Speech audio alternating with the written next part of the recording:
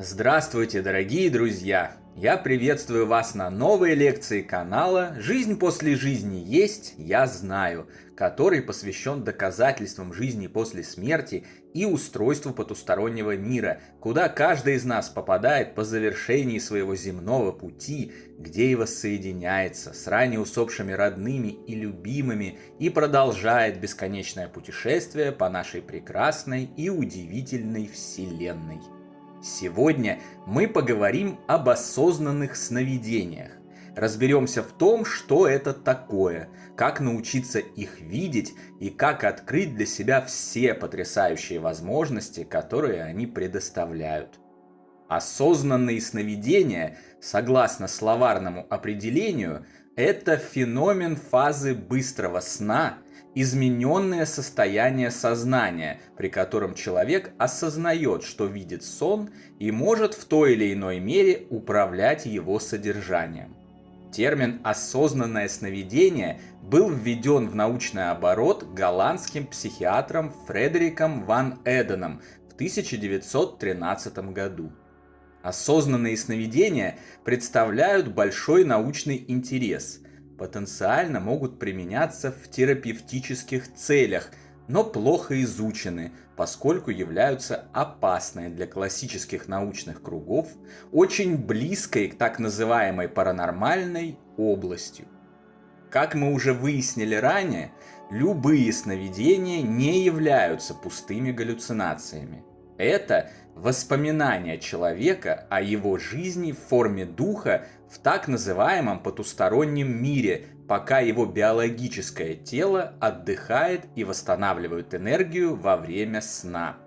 Осознанные же сны тем более не являются галлюцинациями, поскольку любому, кто их испытывал, очевидно, что они представляют собой жизнь в абсолютно реальном мире, в котором все точно так же вещественно и осязаемо, как и в мире привычной нам яви, и поддается контролю, осознанному воздействию и взаимодействию.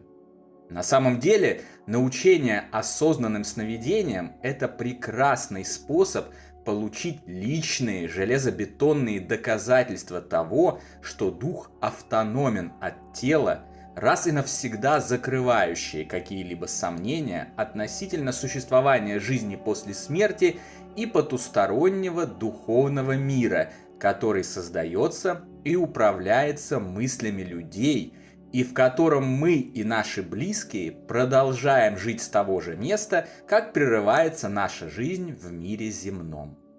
В осознанных снах можно заниматься всем, чем не удается заниматься наяву, в материальной, телесной форме бытия.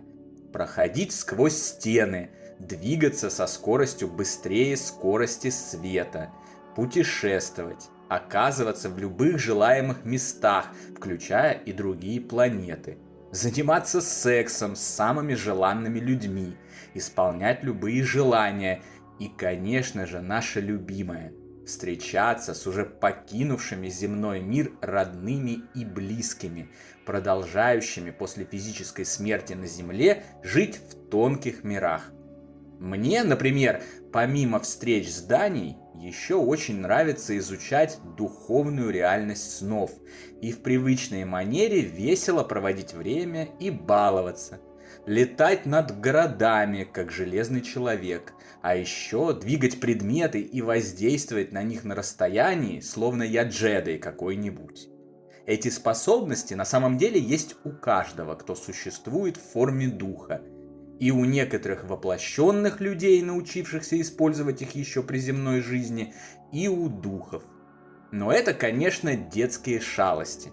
Лишь малая часть удивительных и приятных возможностей для духовного роста, получения знаний и развлечений, которые предоставляют осознанные сновидения.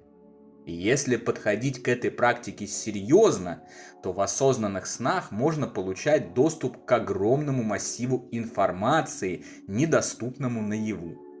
Поскольку духу в момент сна, отделенному от физического тела, доступен более широкий спектр психических возможностей, он может подключаться к различным информационным базам тонких миров и скачивать оттуда информацию о чем угодно. Например, о своих прошлых жизнях. А так называемые вещие сны или озарения во сне – это как раз тоже пример таких возможностей.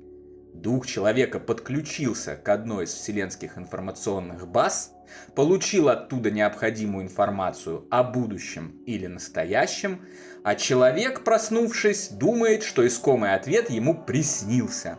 На самом же деле, конечно, ничего ему не приснилось. Он просто нашел решение или увидел наиболее вероятный вариант развития событий будущего в своей другой форме бытия, духовной, используя имеющиеся у него в этой форме психические возможности и потусторонние информационные базы. Обратите внимание, многие известные талантливые люди рассказывают, что та или иная песня, тот или иной сценарий, научное открытие, картина и прочие произведения искусства сначала приснились им, затем они воплотили их в физической реальности, и они стали грандиозными хитами. Так, например, было с периодической таблицей Дмитрия Менделеева, с теорией относительности Эйнштейна, с эволюцией видов Альфреда Уоллеса и Чарльза Дарвина и даже с фильмом «Терминатор» Джеймса Кэмерона. Осознанные сны позволяют встречаться с мудрецами, живущими и уже умершими, духовными наставниками, ангелами-хранителями, старейшинами и прочими развоплощенными сущностями, задавать им вопросы и получать ответы, учиться и изучать различные науки, языки, осваивать новые навыки и умения. Таким образом, при желании можно получить второе высшее образование, даже не затратив для этого ни одного часа дневной жизни и ни одного рубля.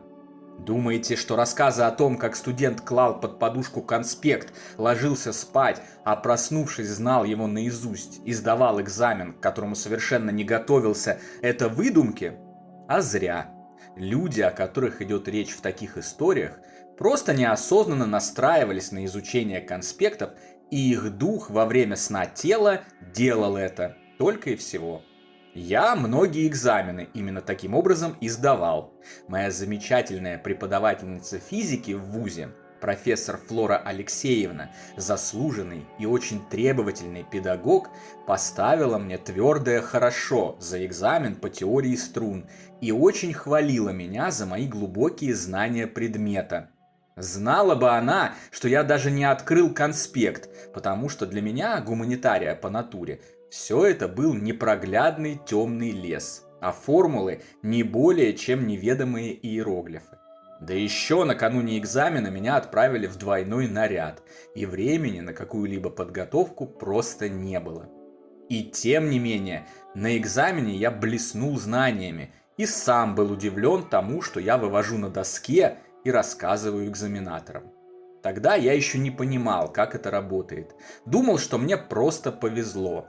Но такие ситуации повторялись на протяжении всех 5 лет обучения в вузе. И все это, сейчас это очевидно, было связано со снами накануне экзаменов. И так может каждый, если надлежащим образом освоит практики осознанных снов. Ну а теперь небольшая ложка дегтя, который вы так не любите, но все же о них нужно говорить, чтобы продолжать оценивать ситуацию здраво и непредвзято, не уходя в область слепого позитива. Как и в любом другом, в кавычках, месте бесконечной вселенной, в осознанных снах можно встретиться с темными, опасными сущностями, ведущими свою деятельность в угоду зла. Да, это так. Зло, как антипод добра, всегда существует и всегда где-то рядом, способное навредить любому, кто будет с ним неосторожно взаимодействовать. Но бояться не надо. Мы созданы нашим единым Отцом, Господом Богом, очень умно и продуманно. Не исключением явились и сны. Чтобы защитить нас от таких сущностей во время ночных путешествий, в наши физические тела был встроен механизм экстренной эвакуации обратно в тело в случае какой-либо угрозы или опасности. Даже если вы пренебрежете техниками безопасности и встретитесь с какой-либо зловредной сущностью, как только появится угроза для вашего духа, ваши тонкие тела тут же вернутся в ваше плотное тело, и вы проснетесь. В худшем случае, если механизм эвакуации не сработает, вас эвакуируют ваши духовные наставники, неотступно следящие за тем, чтобы у вас все было хорошо, как в телесной форме бытия, так и в духовной, и готовые прийти на помощь в любой момент. Чтобы получить какие-то более серьезные последствия, кроме такой эвакуации, необходимо очень сильно постараться. Примерно как если бы в физической жизни наяву вы бы угнали самолет президента и полетели на нем к звезде смерти, чтобы уничтожить Землю. В общем, нужно сотворить вещи настолько за гранью разумного мышления, что вероятность подобного развития событий ничтожно мала. Те, кто не желает заниматься серьезными вещами во сне или опасаются встреч с вредными сущностями, могут просто развлекаться. Творить собственные миры, наполнять их тем, что им нравится, домами, машинами, курортами, придумывать уникальный дизайн и достигать красот, невиданных в материальном мире, создавать для себя идеальных партнеров по играм, бизнесу, любви и так далее. Даже такое банальное использование осознанных снов все равно остается полезным и выступает своеобразной тренировкой и подготовкой к осознанному умиранию и переходу в потусторонний мир, который для прошедших эту тренировку будет в разы проще и легче. А процесс освоения мира за гробом превратится в увлекательную игру. Ведь этот мир к моменту окончательного расставания с физическим телом, благодаря осознанным снам, будет уже знакомым местом. Это и есть главная польза осознанных снов. Смерть физического тела в 99% случаев неожиданное, внезапное явление. Подготовленные осознанными снами, однажды умерев, вы не станете метаться в панике, пытаясь понять, что происходит, загоняя таким образом себя в мир собственных страхов и кошмарных иллюзий. Вы просто расслабитесь, скажете «до свидания» своему изношенному биологическому пальто, улыбнетесь и полетите навстречу своим родным и любимым, чтобы продолжить ваш совместный путь и вашу совместную вечную и вечно прекрасную жизнь. Научиться же осознанным сновидениям на самом деле не так уж сложно, как может показаться. Мы живем в век информационных технологий, и огромное количество нужной вам информации находится от вас на расстоянии одного шага, одного нажатия кнопки. В интернете полно разнообразных книг, инструкций и пособий по достижению состояния осознанного сна, предлагающих те или иные способы.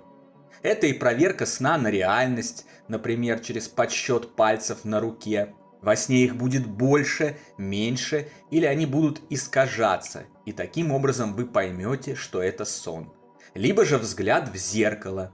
Во сне в зеркале вы увидите себя несколько по-другому, более молодыми или вообще по-иному выглядящими. Это и приучение постоянно задавать себе наяву вопрос, а не сон ли это, и так далее. Я не буду здесь и сейчас советовать вам какую-то конкретную книгу, статью, методику или практику, поскольку, как уже говорил ранее, каких-то одинаковых для всех матриц не существует. Каждый из нас уникален и представляет собой целую вселенную, все в которой работает согласно уникальному же набору его свойств, мыслей и всего, что он собою представляет. Поэтому и вход в осознанный сон у каждого свой. Чтобы все гарантированно получилось, вам предстоит внимательно освоить информационный массив, касающийся осознанных снов, попробовать разные способы и найти свою работающую модель осознаваться в сновидениях. И если не будете лениться, а станете поступательно продвигаться к цели, пусть и не моментально, но уверенно, то все обязательно получится. И получится самым лучшим образом. Я вам это обещаю. На сегодня это все, дорогие друзья. Дополнительную интересную и полезную информацию за пределами лекций, ответы на ваши вопросы о жизни после смерти в целом и по этой лекции в частности, а также познавательные статьи о потустороннем мире вы найдете в нашем телеграм-канале. Ссылка на него, как всегда, в описании видео и на экране. Добро пожаловать! Встречаемся на новой лекции здесь же, на нашем YouTube-канале. А пока всего вам самого лучшего, волшебного и замечательного.